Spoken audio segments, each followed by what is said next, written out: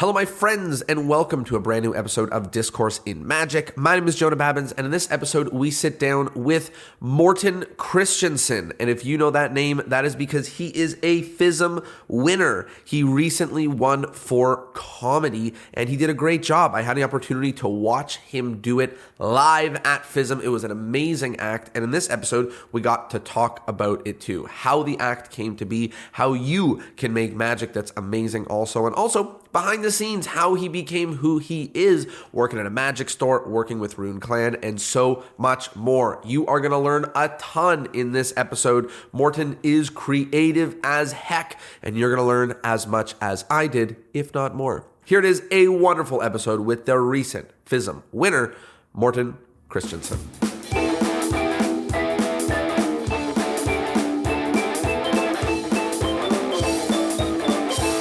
Mortenn Christiansen. Mortenn, how are you? I'm good. I'm glad to be here. I am super pumped to have you. I had my brain shattered at FISM in general. It was just a brain shattering experience that, was an incredible thing to be a spectator of. But to watch your act and to watch you win for comedy was incredible. This is a nice opportunity to chat a little bit about how that happened. So why don't we get started way before FISM at the very beginning? How did you get started in magic? I got started when I was 12, and it was just, I have always loved magic, but it's not been very big in Denmark. Yep. And I just thought that I lived in this fantasy world where I thought you had to meet this old wizard and you would have to prove that you were worthy of the secrets. And then one day when somebody showed me a card trick at school, I told my dad, and he was like, hey, the biggest magic shop in Scandinavia is like right next to our house, basically, like 10 minutes away. I'm like, what? And it's the only one in Denmark, like this big magic shop. What are you talking about? And they were open once a week for visitors just to come and see. And I did that, and I've just been there every day or every Thursday when they were open since. So that got me into magic. I learned everything I could every month. I bought.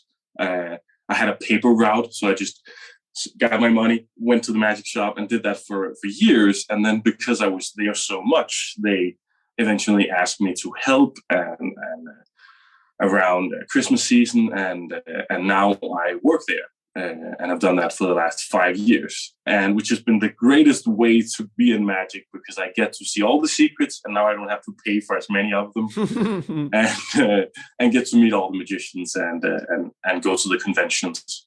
Okay, so let's talk a little bit about what that's like, because I don't know that I've interviewed too many magicians from Denmark. So I assume you're more or less getting the same, especially now, obviously, with videos and stuff like that. It's the same stuff. But back then, which is such a silly sounding statement, both of our ages, but it was probably 10, 15 years ago, right, that we're talking about? Yeah. So back then, what kind of stuff were you doing? And were people coming to town to lecture? Was that stuff happening a lot? What was the magic scene like that kind of propelled you into it? It was very good, and it was almost better, but I try not to look back on it and say, oh, it was better in the old days. But I'm 26, and I started when I was 12. So yeah, around 10 years ago, there was more lectures. Because all these online lectures weren't that big, and so actually every other month there would be a big name in town, because my boss in the magic shop organized Scandinavian tours and getting people around, and it was a great way to meet magicians in the shop, get new friends, and see magicians from all over the world. And also when I was 12, 13, 14, my boss, not at that time, but he had a magic convention for kids between the ages of 10 and 20, which was amazing. He did it every year, one weekend, and they had competitions, they were lectures, and just hanging out and meeting magicians. And for a couple of years, that was where I met my friends, and it was almost like just, okay, yeah, see you next year. And then because of it was 10 years ago, not really getting in contact with them before the next year. There was more happening, but now, of course, it's way easier because of social media and YouTube and all that stuff. Who are the people or the first couple of resources or mentors that kind of got you into it? Were there people, or was it sort of like book, self-taught, in your own world for the first little bit? Oh, for the first long time, it was just me. I met some of the other people, but there were no other magicians in my city, and I didn't really like to travel, so I didn't get to see a lot of the other people my age. So it was just because I had this magic shop so close to me, I could get to see everything. So books, DVDs, and I did magic for 4 years or something like that before showing somebody as like a layperson a trick, because it was my hobby. It was just something I did for me. Like I didn't go into magic to be a performer, because to be honest, I think magic is sometimes very boring to watch. And I knew when I was 12 and 13, 14, 15, I knew I wasn't a strong enough performer yet. So I was just working on that. And so in these junior competitions, I kept getting second place, third place, and the judges was very nice. I'm like, okay, you have some new stuff, you're creative, but you're shaking. And I was.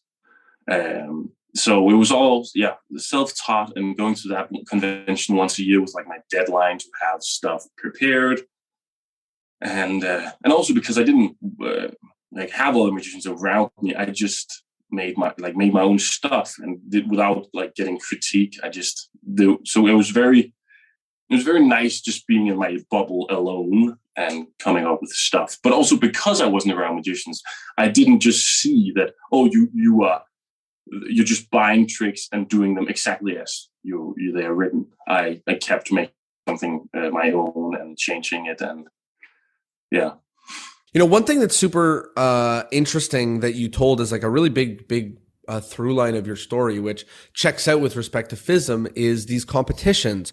I'm in a little pocket of the world where competitions, it's funny, we just had FISM in Canada, but to say that in Toronto is not a place where competitive magic is really popular. And FISM was probably, at least recently, a reminder and a shake of what that whole thing looks like, because I'm out of most major magic club competition, things like that. I don't really see a lot of it. And it was a real shake up, a real wake up call about some of the stuff that's going on.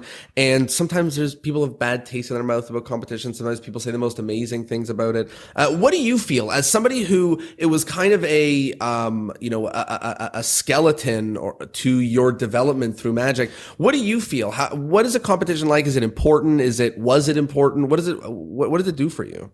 I feel sort of the same. The competitions I'm not into it that much, but it's because when at those junior conventions, it was like the place to show your new stuff, getting up on a big stage in the stage competition and doing something in front of the other musicians, which I've been working on, and making something original. So it was just it was so natural for me to go on that stage, and the fact that it was a competition didn't really, that's just what it is. But I thought it was fun, and I liked that and also maybe because I kept being number 3 or 2 and something like that, it kept me interested. Like, okay, I'm going to go back and then I'm going to win.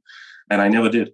So I in that way, I like it. And then we started doing a Danish championship a few years ago, but we don't have enough magicians that want to work on something fooling for magicians and making something original. It's very few magicians that make original stuff. So again, it was just a way of getting to show people what I did, and I won the Danish championship, and then I won it again and again, and then now we're not doing it anymore because it's not fun. No one wants to compete against you, eh? They don't like it. Yeah, I was I was told I just wanted to enter a competition we did for fun, and I was told we don't want you because they are it's not fair to the other guys, and that's fair, that's fine. So I liked that, and then I did the Nordic championship, and that was also just so I could go to Norway and see the Swedish magicians, the Norwegians, the Finnish magicians. So it's not been because of the competition. It's been because of everything around it. I like it. And then FISM has always been, I've always loved FISM because it was like once every 3 years you would see, I have never been to FISM before Canada. You had never been to one? I've never been to FISM. Wow, me neither. I've just seen all the videos when they come up afterwards. And I love the fact that you can see somebody's best 8 minutes and something they put together for magicians. And I love that. But I have never been to FISM. I never thought I would be able to compete myself because, I thought, okay, I'm not good enough. And then the last 5 years after winning the Danish championship and the Nordic, I thought, okay, maybe this is a thing I could do. And then I eventually, after backing out and then wanting to do it and then not getting to do it, and I ended up going to Canada. And I was so nervous because, first of all, I was in the stage competition, which was a bit of a stretch because it was a very big stage, and I usually perform in comedy. It's sort of somewhere between. It's like a parlor-y, stagey act. It's like somewhere, it's like And so if I think most people would assume I would be in parlor, and that was also where most of my friends thought I was going to be. But then I'm a stage performer. I perform mostly in comedy clubs and do stage stuff. I never have volunteers on stage, so the close-up arena seemed weird for me, and it was just because I wanted to be in comedy. So I thought, okay, I'm gonna do stage, and I thought, okay, if people doing just card manipulation can be on stage, I can be on stage. So I entered comedy, and I was so nervous that because my style is very not slapstick and the parody of magic that most comedy magic is. And it is just funny stand-up magic. So I thought, okay, maybe this is not what FISM wants. So I was so surprised when just getting the good reactions afterwards, people's feedback and stuff.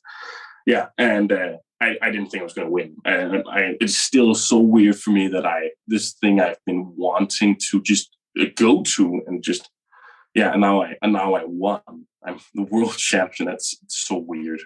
But Well, let's talk about how it happened. Let's unpack it. Let's start with the act. So how long have you been doing that act specifically? I've done my FISM act as it looks now for the past 3-4 years. So this is the kind of thing that you're doing week in, week out, comedy clubs everywhere. You're doing this act. A lot of it, because some of it is very magic for magicians in a way, because there's a lot of misdirection in the act, and I think misdirection works better for magicians. But it's something I've taken bits and pieces of it and used in my stand-up magic, and then this act is something I've been doing at competitions, at cabarets, at where I should just do 8 minutes, and then I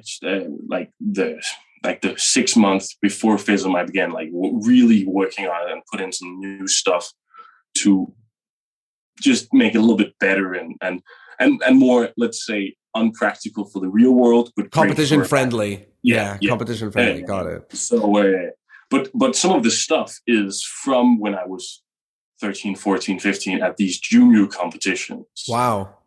Some of the stuff is something which was weird. One of the tricks I used when I was 14 and got a second place in this junior competition, and then I think I should use it for FISM. So that's wild. So it's something I've been working on for a while. It's interesting, the illusion of these things. Like when you hear about a competition act, you think this is the thing they're doing everywhere. This is their show. This is their act. But sometimes the truth of these is you look at your whole show and you have to be really selective with what in that is even competition worthy. And then maybe it needs to be changed in so many ways. And a lot of the people have described something similar to what you're describing, which is I collected a bunch of ideas that I've had over the last 20 years and then turned it into 7 minutes and rehearsed the heck out of it for the last 60, 90 days, 6 months, whatever, and made it into the competition act that you see. And some people have been doing the same act for a long time, but a lot of people are sort of in that similar situation with these competitions, which is illuminating. It's illuminating that I'm not, getting a peek into, as you said earlier, your best 7 minutes, maybe, or maybe it's the best 7 minutes you put together for the competition, right? Yeah. But also, like, because I've done this for years, and I was very comfortable doing it, and also because most of it is pretty practical for the real world, because I've done that. And that was also one of the reasons why I thought maybe this is not good enough, because a lot of the competitions act you see is somebody has been working 7, 8, 10 years on this act, and it is very magician friendly. It's very competition difficult to set up anywhere else. Where this is something I can do pretty much anywhere. And I've been wanting to go to FISM for as long as I can remember, but never thought it was something I could do. And then I was like, okay, I can compete. I can. Canada seems like a nice place. I could go there. And then because of it was postponed for a year because of COVID, and I was like, I'm not going to do it, and kept changing my mind. And I had a friend who heard that I was thinking about not doing it, and he was just like, no, fuck no, you have to do it. And which really helped me, and a couple of my friends were there with me. So it's crazy that, like, I was almost not going to do it, and then I won. And also because they had closed the registration for the competitors like 10 days before. I'm like, okay, yes, now I'm going to do it. I checked online and saw that no, it's closed. I was like, fuck no. And I got the president of my magic club to write to whoever she knew to see what they could do, and then they extended the deadline, because apparently a lot of people were hesitant to enter because of COVID and all that. There's two threads that you mentioned that I want to pull on. The first is you mentioned a lot about magic for magicians, and the second is you mentioned about creativity. Let's talk about magic for magicians first. Is that something that you just think about for conventions? Is that something that really moves you? Do you have a view that they're similar, or magic for magicians and for lay people are similar? Like, what's your take on it? I like magic for magicians in that way, that not in that like meta way where it's you would only get this if you'd seen 20 other any card in any number. But magic that is made to fool magicians and made to impress magicians, I really like, and that's what I like work towards, because I don't think lay people are dumb. I think they're pretty smart. So if I could figure something out, why shouldn't they? So if I could fool a magician, at least I know it's harder for a layperson to know how I did it, because I'm fooling somebody that knows. I'm aiming to fool somebody that knows to just fool somebody that doesn't know. So that's how I work usually. I hate magicians that say, "Oh, this is good enough for lay people," because it's basically like saying, "Oh, they're dumb, they won't know." Right. Like, well, if a magician can figure it out, then a layperson can figure it out, because a layperson and a magician are the same thing. Just, we just know a little more. And also, it makes the secret so not important, which it is, because that's what we have. And most magicians, if you take away the secret, they are not good performers. Then it's just, oh, look how I did it. And then they're like, oh, it's in the other hand. And then there's just a shell of a human being standing there. There's nothing left. Where I like to, when I perform, even if they figure it out, they are entertained, and they are amused. They like the secret if they get a little peek of what they think is going on. So I always aim much higher than I need to. And then just everything I perform is made to at least entertain magicians as well as lay people, because I like performing for magicians. I've always, when I first went to the first magic club I was in, I thought, again, this is me being naive, I thought that you would just bring all the stuff you'd worked on, and you would show other magicians. You would, hey, see what I've made. And that was not how it was. Like, the fact that I had new stuff was weird for these old guys who was like, okay, that's interesting. And do you want to see my handling of this Larry Jennings? So that was just how I thought. And I've always used magic club meetings and conventions as like a deadline to have new stuff and to show to magicians, because I hate performing new stuff on stage. I have multiple times had panic attacks before going on an open mic or somewhere to test material. I hate it because I don't know where the laughs is. I don't know what to do. So I love taking my stuff to club meetings, conventions, to shows magicians, because then I'm not scared of flashing and being bad. Yeah, it's like a half step to doing an open mic is doing like, a magic club or something. And I love what you're saying about, aiming high with your magic to even fool and even entertain magicians. And, the context you gave of like, this isn't like jokes about magic that you have to like know magic to get. You're just saying that you like to perform for magicians because that's as difficult as an audience as you'll get. I mean, they're not going to heckle you, but they're going to try to figure it out, and most of them probably might. So, you gotta really fight against that, and it acts as both a step way to get to some of the scarier audiences, and also it acts as kind of a bar to make sure that you reach for your magic. So that is really helpful and gives a good view for what some of these magic club meetings could be really helpful for. That half step is really like... Yeah, and also just like, it's fun to show to magicians, like even magicians which I maybe not agree with, but to then get a question or get a comment that will make me think in some different way. Like I did something at the Magic Club here after FISM. I just did a little presentation of some stuff, and then I did a trick which was a card revelation, but it was required me knowing it and memorized deck and having an index and stuff like that. But they would never see it. It just felt very fair, and I explained it, and some, let's say, ordinary magician that just does it for buys tricks at Blackpool Magic Convention, does that and keeps repeating, said, "Oh, why don't you just do a force?"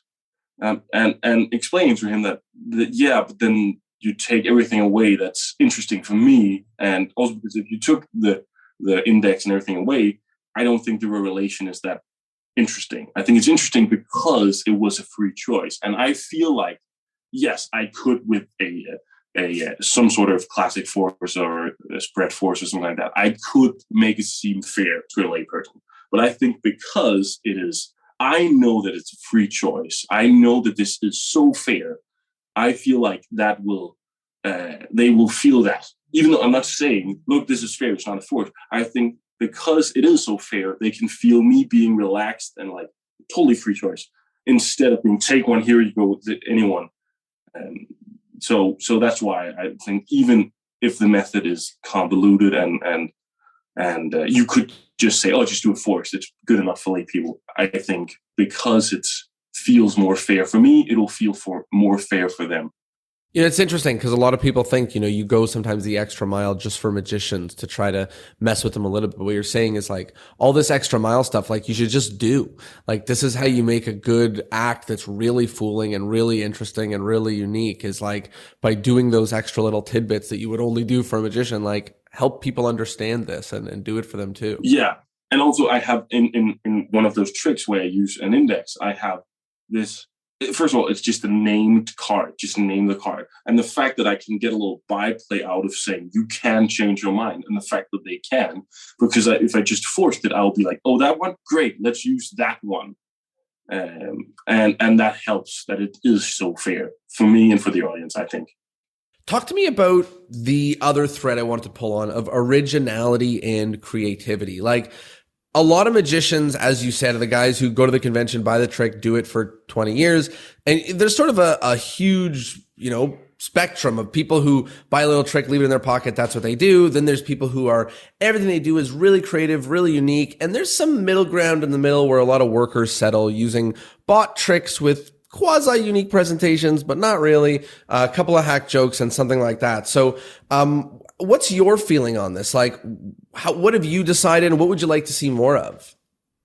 I would love to see more of magicians being like other performers, like stand-up comedians. The fact that we create our own stuff and present something we've made.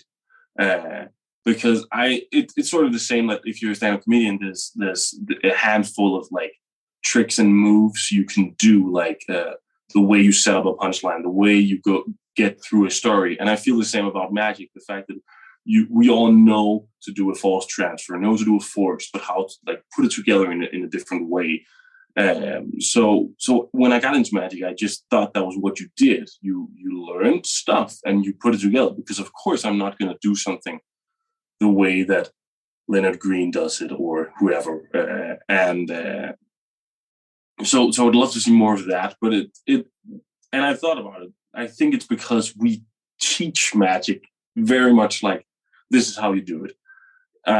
When I began like lecturing and showing some of my stuff, I looked through some of the books and the DVDs I had learned from, and it's very much like, oh, this is how you do it. Then you hold your hand here. Then you do this. It's very much like this is how you do it. It's not like, oh, this is how I do it. You should try to do it with your own hand and your own whatever.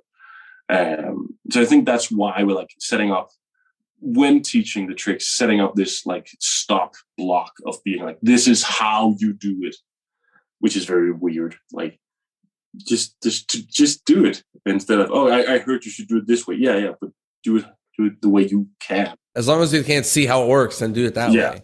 You know. So I only perform my own stuff. I think and that's maybe just personal to me, but I think it's so strange going up in front of people and doing somebody else's work and maybe doing their lines, because I just can't do it, and some people can. Right now, I do a lot of comedy clubs, and sometimes there's a magician that want to do some of that.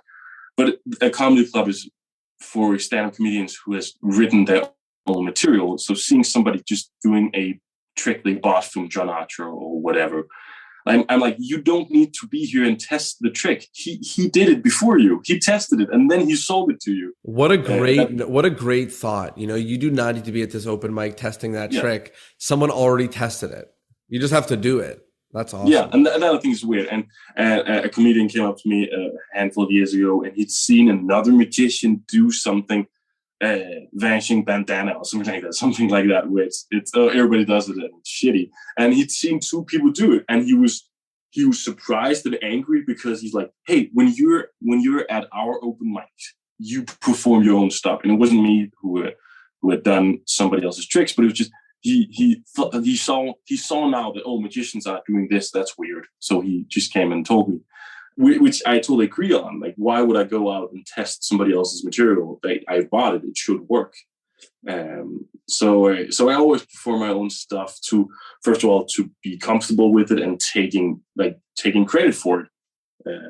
Also, like every time I bought a gimmick or something like that, I would always try and remake it myself to know, like, how does it actually work, or how much tension can the thread actually hold, and whatever, depending on which gimmick it was, and just to, like, if I was going to use it, then being able to take some credit for actually making it and putting it together. So that was how I started, and I just keep doing my own stuff, and I would love to see magicians do that. And that's maybe why I liked FISM, because again, you would see the best and you would see something original, because you could only enter if you had something original. The question that comes to mind is, what does it entail? You know, as we're talking, people are listening to this, but I see loads of buckets behind you. I see what looks like 8 tubs of lighter fluid. I see just loads of different knives, you know, something that kind of resembles a workshop. What does it entail to be creative and to make your own stuff? Walk us through what that looks like on a micro level, and then maybe on a macro level of a week or a month or a year, like what that actually looks like. Yeah, it's something you have to work on and train, I think. Like, because I remember when I was younger, if I got an idea and I made it, I was like, this is the best thing ever. And also putting that aside, that no, it's probably not the best thing ever, but just keep making stuff and working on it. First of all, a trick is never done, in my opinion. Like, you can always work on it and getting small details changed. But I think it's more in the mindset of knowing that you have to work on it.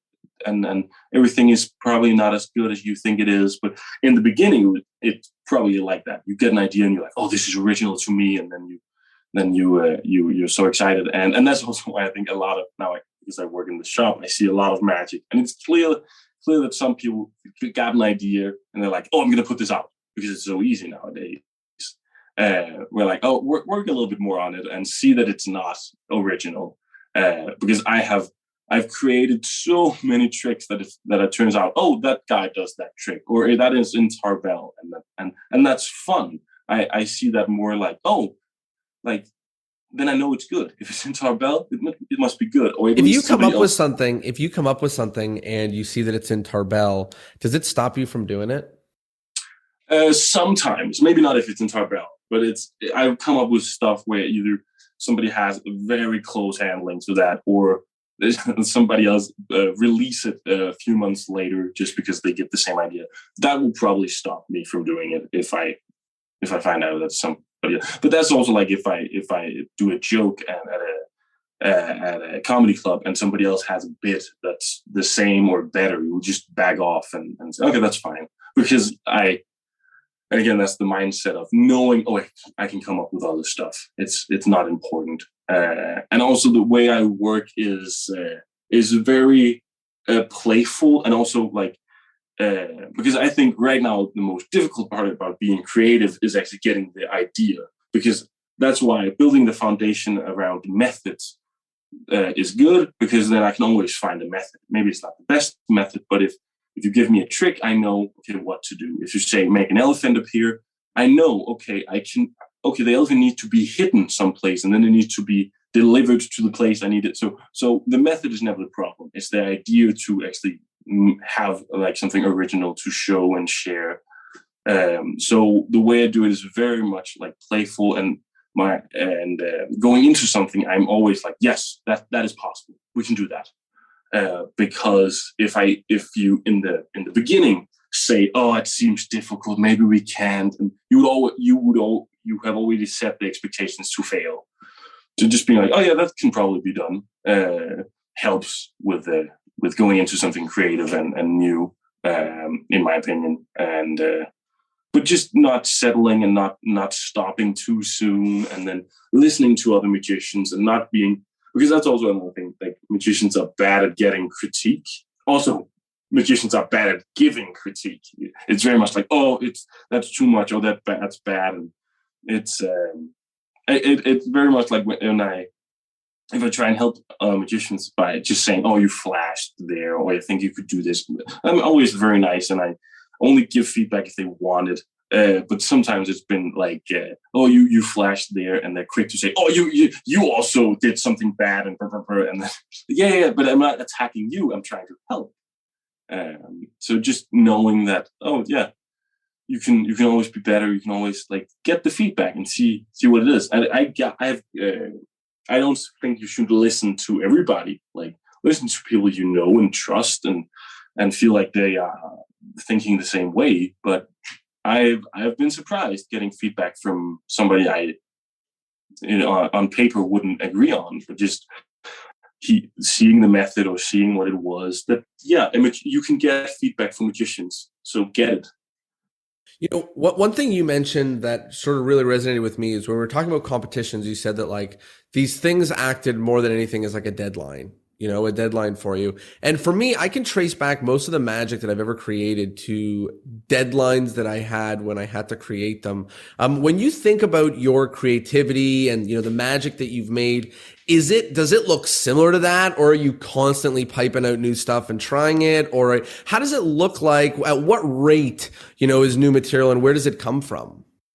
It's constantly I think about magic, and it's easy because I work in a magic shop. You can see some of my apartment here, which is filled with like boxes of stuff for prepping stuff and building stuff, and so that's all what I think about all the time, which makes it easy. So and I'm constantly looking at other performers, jugglers, comedians, whatever, and being inspired. And just be open to that, I think, is the right idea. And then I take a lot of notes, just the words or props or anything I'll write down, and then I'll get back to it. And sometimes it'll just be a quick note of, oh, maybe this prop is funny, or it'll be a complete trick or complete gag that will go in my notebook, and depending on where I am in my life, I will make it, or it'll just sit there, and I'll get back to it one day. And sometimes I'll just wake up and be like, oh, I'm going to make that now to see if it works, because that's fun to just like see if it works. Usually, I make so much stuff that I don't need, just because I want to see if the method works. So just being open to everything around you and taking notes is how I. Notes. A notebook is a good like catalyst for people who want to be creative. Is just like when you have an idea, have a little tiny notebook and just ready with you to take some notes. Like, yeah. And I think notebooks are, in the beginning, they were scary because it's become permanent very quickly. So I tried to get around that by using very cheap notebooks without lines, that just blank pieces of paper, and not a fancy cover, just black notebooks, and very cheap and flimsy, because then it's not a big pressure. One of my very good friends always carries this nice leather bound notebook, and it's like, oh, I wouldn't write anything in that, I'll ruin it. Yeah. Just having a cheap notebook, just a pad of paper where it's for bad ideas, right? Yeah. And just because like notebook, you don't have to show your notebook to anybody else than yourself. And the notebook doesn't judge. But that's, in the beginning for me, that was also a thing to get over that, okay, now it's permanent. And I can look through some of my notebooks and I'm like, oh, that's a bad idea. Why did they even think that was a good idea? Or why did they even write it down?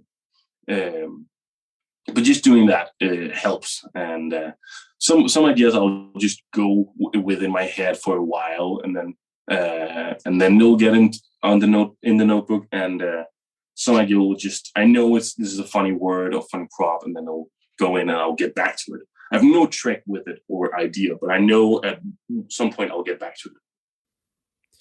You know, one thing I wanted to ask about creativity is I think that there's a lot of magicians who are frustrated, and you know, myself included. We had an open mic magic show here for many years, and I changed my tune. When it started, I was like, I'm going to invent magic, I'm going to invent tricks, I'm going to come up with all the stuff I've never heard of or thought of before, and I would come up with all the stuff, and it would be horrendous, just awful, and it would be so bad week after week, until some point I said to myself, how about I take a published thing and I start ruining it in my way, you know, and I start messing it up in my way, and see how in a year and a half from now, it'll be the same trick, but it's not going to look like it. And that ended up being the route that I took, because the idea of coming up with tricks just led me into brick wall after brick wall. And I imagine there's a lot of people that have done something similar. They've tried to be creative and do stuff that's like, feels like it's from the ground up, and then it's really weird and really awkward and really strange, and they either abandon ship or sometimes keep doing it. What advice do you have for myself or other people like me, or other people that are trying to make that gap from doing a trick that you got in, at best, your own way, versus doing something completely unique that no one's ever seen before? That jump is a fine line, but it really makes a big impact. Yeah, but I think it's just going into it in a different way, because also you said like trying to be creative, and it seems weird, but just that word trying seems like, oh, I'm gonna try again, setting a little bit up to fail in my way of thinking. So usually I think that's a great way of going through books. Tarbell is probably the books I open the most, because of just flicking through it, and there's so much, and taking something that nobody has seen in many years and then making something out of it. Because I feel like, like most magicians, 80% of magicians shouldn't be performers, because we get into magic because of the tricks. So most people don't get into a performance art, or whatever you want to call it, because of the tricks. They get into it because they want to stand on stage. They want that. And that was also why I did magic for so many years before showing it to lay people, because that was not why I was in magic. I was in it for the puzzle, for me being interested in it. So it was so weird that when people found out I was a magician, the next question was, oh, do you do birthday parties or whatever? Like, why is that the next step? If I was collecting stamps, would I go out and lecture on stamps immediately? Like So I feel like a lot of magicians shouldn't be performers, but again, because that's how it's taught, like, and then you do this, and then you perform it, and they should be on your left, and no. That's weird. Like, you should, like, why do you want to be a performer? And I used to joke about something similar. I would say, like, isn't it funny that magicians, the most like nerdy, indoorsy, stay in your, mother's basement kind of people, are the ones who have the biggest stages in Las Vegas and around the world. And like all these guys who like are really introverted and don't like to talk to anybody and really like to work on puzzles and stuff. Like, we're the ones that end up, glamorous on the biggest stages in the world. And it is a very funny juxtaposition. Yeah, and also because it's some magicians, and I see that from working in the shop. A lot of magicians are these people that weren't good at sport, they weren't popular, and then they learn this, and they get some secrets, they get a personality from being the guy that does that trick with whatever, which is fine for that, like, if you're into magic. But being a performer and being like making somebody pay for it, I feel like I don't have the confidence to do that. I see so many working magicians, like, why are you, like, you're all the same? There's 10 different acts that does this show. Like, why? So that's also why because I work in the shop and get paid. I only like do gigs that I want, and do like open mics, do shows at comedy clubs, do competitions, do conventions that I want, because I'm definitely not the best like gigging magician. I'm probably pretty good at a comedy club in that venue, being funny, being original. But if you just want it, like, you're searching on Google, you're doing a party, magician, I have 10 friends who are better at just being the magician. So just knowing what the venue is and what you want to do, because being creative shouldn't be, and original shouldn't be because like you feel like, oh, I should do this. It's just if you want to, because most magicians don't show other magicians their stuff. Like, just in our local club, it's difficult to get people actually to, oh, come on, stand up and do your version of whatever, because they're scared of, oh, they're gonna judge and maybe it's not good enough. Where that was what I thought you should. So I love going to conventions and having new stuff, and also I like to work for magicians. So of course I need some stuff they haven't seen, but just going into it. It's stupid to have the viewpoint of like, I show this to lay people, but I'm afraid to show this to a magician. Like, it doesn't help. It should be the opposite. The magician should kind of be like the first place that you're actually willing to show it and share it and get feedback from the smartest people who could get some, share some good ideas from you. Even if some of them may not be good ideas and some of them may not be good feedback, like getting it from that audience may be a good spot to go first. Yeah, and that's what I do, because I'm not afraid to fail in front of my friends. Again, I wouldn't just suggest going in like to a club meeting you don't know, or standing up in the middle of the lobby of some convention and be like, hey guys, I have something you don't want to show. And because you will get feedback from people you don't know and don't trust. And so I have a group of friends where I know that I can show this to them, and I will, even if they say it's good, I'll just say, yeah, but what did you hate? Or did this flash? And just be honest, because it's weird doing stuff for magicians and they just, oh, that's very good. Yeah, but where did it flash? And I've seen so many magicians where they think that it's like you the fact that you're saying, oh, you flashed, that's an insult. No, that's feedback you need. Hey, you flashed there where you shouldn't, and I would love to see it without that. So it's weird to me that they are afraid to show it to magicians, because that's where you can fail and get feedback. And I usually will like ask, like, yeah, but where was it bad? Because not just getting, oh, it's great. Because if I have made the trick, made the prop, practiced whatever, I know at least it's something.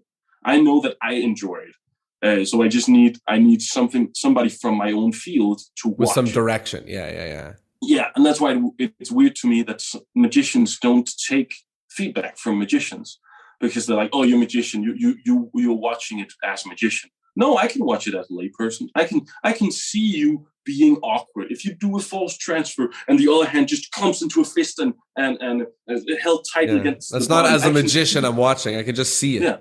I can see that was very awkward. Like your whole body is giving it away, that you're tensing up. And even if the lay people don't know that you can do a false transfer pretending to play something where it shouldn't be, or it isn't, like they can see that, oh, that guy is standing a little bit weird. His whole posture changed. And that's something you can get from magicians saying, oh, this looks weird. You're handling props weird. When they're standing with something that's clearly gimmicked, it's, oh, here I have something. Yeah. And then, yeah, that's not how you will you handle a prop. Dude, you look weird. Yeah.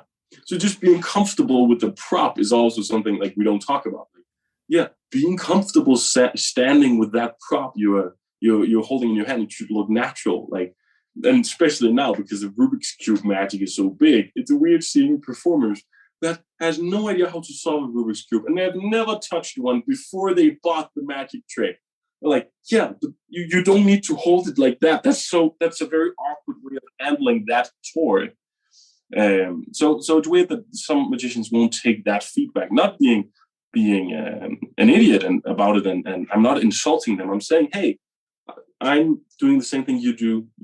And most of the feedback ends up not being the you flashed kind of feedback. Most of the feedback we're looking for is directional and attentional, and trying to get people. I don't know if attentional is a word. I made that up, but thinking about all of these different things, clarity and people's attention and rhythm and timing and direction, stage direction, and all of this different stuff. And sometimes it's flashing, but a lot of the times it's not. You look awkward. That's the advice. That's not a magic thing. I mean, maybe it's also a magic thing, but just you look awkward. Who cares if you're holding a pigeon or not? That's the feedback that I give the most, and I think you should, because most magicians they can do the trick. They can do the trick, but they can't stand in front of an audience. They have not figured out, okay, how do I hold this prop while giving this prop to somebody else? And just say, hey, it looks unnatural. Like you look uncomfortable. And then it helps the German magician so you can see, oh, that was a false transfer. And that is what makes you cringe or like tense up. But also just stuff like I saw a mentalist, one of my friends, who's like, yeah, but at some point you're giving somebody a blindfold on and then you're handing them stuff and they can't see. And just knowing that, okay, I can give you the feedback of, hey, wait for that. And you have your hands full, so let her hold that, whatever. I think that's the feedback you need. Because most lay people see a magician and as like, oh, if the trick worked, he's a good magician.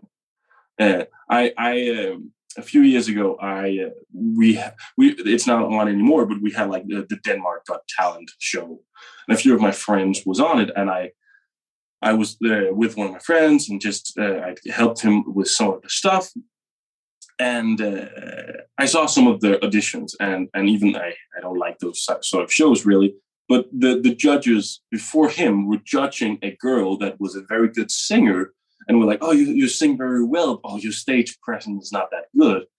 And that was where they critiqued her. Even though the skill she presented was very good, they took the whole picture. When my friend then went on, he did a good trick, and he really used the stage and had a good stage presence, and they were only critiquing the trick and being, oh, it wasn't really my sort of trick, and oh yeah, you found the card, blah, blah, blah. So it's weird how they critique magic, and I much rather see a really good performer just standing there with the ball and vase, like instead of seeing the most clever original magic trick from a Greek performer. Mm-hmm.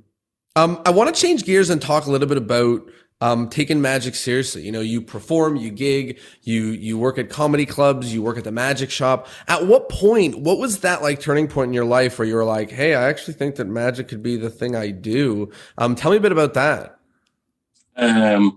Yeah, that's my time in school wasn't that great. I have autism, so I've been through a lot of like special needs schools, and just trying to figure out my life was difficult.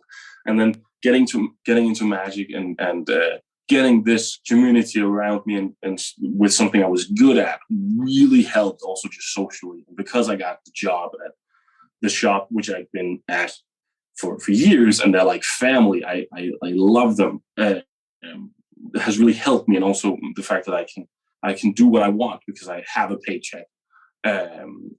But getting like knowing that I wanted to do magic just came from this is what I can do. I have no plan B, which is I think is the way to go. Like, because again, not saying, oh, maybe I'll try, but being like, this is what I have to do. And if I didn't get the job at the magic shop, I would be full time right now because that's the only thing I can do. And when I was those 14, 15, 16, 17, it was just for fun. I was living home with my mom, and it was just, I'm doing this for some reason, and then I'll figure out my life later. And then I was 18, I began performing in comedy clubs. That was like my goal, saying, okay, now I'm an adult. Now I'm grown up. Now I'll start there. And that just came so naturally to me, performing in those settings and getting a lot of flight time. And then everything just came like out in a way that now I have a pretty good life in that way, that I have an apartment where I can make all my stuff and have a job where I can see all the magic, and then I perform. But again, right after FISM, a lot of people told me like, now is the time to be like full time. And I thought about it, and I talked to my boss and was like, hey, should I go pro? Like, should I quit? And he was like, no, you shouldn't. First of all, because he likes me being there, but also because like, no, there's no reason. I work there part-time, so it doesn't take up my whole day. And knowing that it was just something I do for fun is a nice way of doing it. And again, FISM has given me a little bit of attention now, which is great. And I hope to get a little bit more, and just people knowing that I can do some stuff. I'm just like, that's how it's been most of my life. Just seeing what happens, like trusting older people, trusting the system in a way that, okay, people have been living for many years. I'm sure that they will help me getting through life. That's I'm just trying to do good stuff while I can. So aside from performing and creating and lecturing and consulting, you also do some consulting. I know that you work pretty closely with Rune Clan on his magic. Can you talk a little bit about what it is that you are consulting on, what it is that you guys are working on together, what that looks like? Right now, I work with Rune Clan on almost everything he does, really, because we met 6 years ago, and because I did something, through a friend, he heard that, oh, Mortenn is working on this, and then I met him because he was doing his big one-man touring show in Denmark, and he just called me up and said, hey, I got your number, and can I stop by? And I live far away, 3 hours away, but he was nearby doing a gig, so he's like, hey, can I stop by? Yes, Rune Clan, and he's very famous here, so it's like, I'm like, yes, you can. And I called my mom. She wasn't home. I'm like, hey, Rune Clan is coming over. Is that fine? He's like, okay, yeah. And I showed him the stuff, and he was impressed, and he liked it. And then we just through the magic community saw each other a couple of times. And then I always, as I do, had new stuff. And through that, we became like very good friends. And because the way I work, giving feedback and making my own stuff, we clicked perfectly, and now we meet once a week, once a couple of weeks, and work together just for 5, 6, 7 hours, just playing with stuff. And right now he's getting ready to do again a big national tour, where I've consulted and worked and helped and built props, and it's really fun. And I've done that for years for other magicians that I've made props. I'm very good at making gaff cards and stuff like that. So when people need something like that, they call me and say, hey, can you make this? I'm like, yeah, sure. And I love helping my friends making a prop they probably can't, and just seeing what they can do with it. And I've done that for years. But the working with Rune Clan has been a combination of work and also just this is so much fun. I was a fan of his before I met him, and now we're just very good friends and we click and work great together. And also, I think he was surprised because, again, not many people have the thinking and the work ethic and the thing that you do. Yeah. So the first couple of times we met, he was almost surprised that, oh yeah, you also have stuff we can work on, because I was sort of there to help him with his show, but he loved the fact that finally there was somebody else that has some original stuff he could critique and look at. Yeah, stuff that he could play and chat about, and I love that. This is amazing. Well, we're getting towards the point of the episode where we are getting towards the end. We got a couple of our, couple of questions that we ask everybody at the end of the podcast. You listen to this, eh? Yeah. That's wild. Well, glad we made it full circle. Let's talk about the first of the questions, which is the endless chain. So in order to keep the podcast going on for eternity, each guest is asked to recommend another guest that would be a great addition. Is there somebody who you think would be a great addition to the podcast, with the catch of we didn't interview them and you can put us in contact? Rune Clan would be my first best, now that we've talked about him. But also there's a lot of good Swedish magicians. I'm not sure if you've talked to Johan Stoll or somebody like that. No. Well, that's great. We'll start with Rune Clan and we'll keep going. That would be awesome. The next question is about modern magic. A lot has changed in the world of magic through the pandemic and back. What is one thing in the world of magic that you like right now, and one thing in the world of magic that you don't like? I like, even though I never did it, I actually like the Zoom shows. I got into it way too late. I really thought that, this is going to be over in a couple of weeks. I took it very seriously, but I was like, hopefully we're going to get through this. We as a nation, as a world. I was like, so I didn't put time into a Zoom show, but I regret that, because I actually think that was really interesting, performing in that way. And I did something where I just recorded a dumb show in my living room for no people, which was because of the circumstances. So I like the fact that we can adapt to whatever is going on, and now that actually turned into me doing. I'm preparing another show to do in my living room for no people, because it turned out that was a great way of showcasing some of my stuff, and so now I'm gonna just so people can see it online, and so that's what I like. That's what I like about magic. Something I don't like, just magicians who doesn't think. But that's been a problem for years, and I don't think it's going to get fixed now. Our industry is built so it's very easy to not have to think. Yeah, and again, how we teach stuff and how we meet and not getting feedback, and that's always been weird. So yeah, I don't know how we will fix that. Fingers crossed. Next question is the take-home point. So people have been listening to us talk about magic for a while now. We've talked about a ton of different things, from creativity to originality to magic fooling magicians, lots of amazing stuff. If someone's going to think back to this episode and really remember one thing or one core concept, what concept would you love for magicians to take home from this? Probably like thinking better, trying to aim higher. Like, yes, I don't know. It doesn't have to fool magicians, but just thinking that this should fool a smart person, not just because I don't get why magicians assume that lay people are dumb. Like, I don't have an education. I went out of the 6th grade and haven't went to school since. A lot of my skills I've learned through magic. Like just speaking English, I learned through magic, because again, I'm from Denmark, speaking Danish. But because all magic books, all magic DVDs were in English, I learned English without going to school.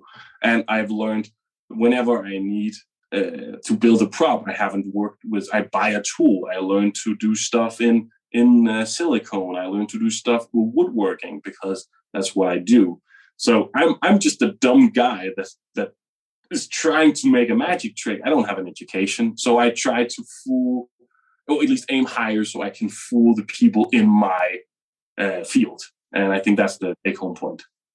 I love that mantra. Aim higher. Aim higher. That's so good. So easy to understand. Yeah, aim and higher. It doesn't mean like you should go out and be like, okay, now I'm just original, because it's very hard being like saying, "Oh, now I'm gonna make my own stuff." It's very difficult sitting down with a blank sheet of paper. Like you need a couple of hints in the way you're gonna get the ball rolling. Yeah, and so opening Tarbell, seeing a fun picture, and trying to work on that is great. And then just putting on your own personality, not trying to be funny. And so in Denmark, when Rune Clan became very famous, everybody was going to do comedy magic. Right, then there's another guy called Jan Helsjø, did mentalism, and everybody's going to do mentalism. I'm like, yeah, but what's your personality? What are you going to do?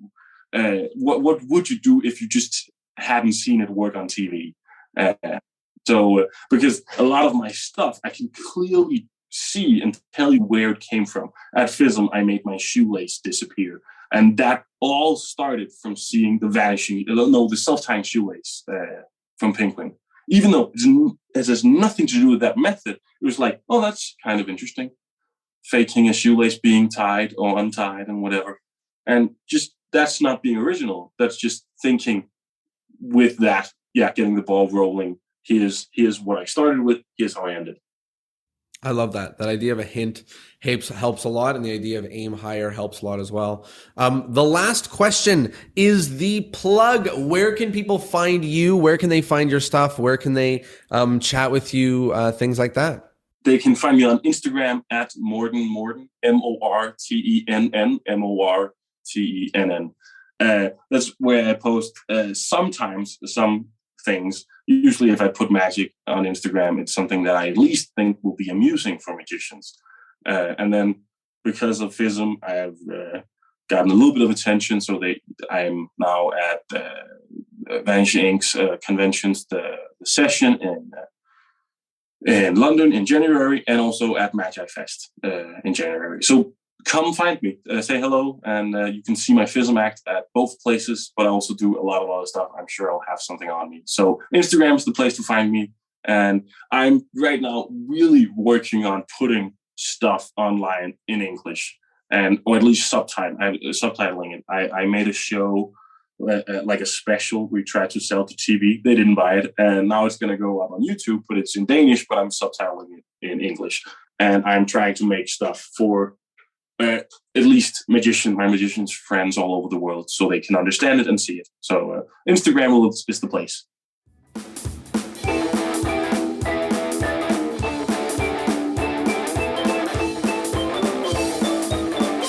Well, there you have it. I hope you liked the episode, and I hope, of course, that you learned something. As always, this podcast is weird. No one knows about it. It's on like a weird part of the internet where you have to have like a podcasting app or go to the website or something. So if you like it, if you learn something, tell a friend, post it in your local magic Facebook group, or just tell someone, one person, a magician who you think might appreciate this. Anyways, I appreciate you. Thanks for being here. If you want more fun stuff, more lessons, more magic, go to discourseatmagic.com and sign up for the newsletter, because there's an event coming soon that you don't want to miss. Thanks for being here. See you soon. Bye.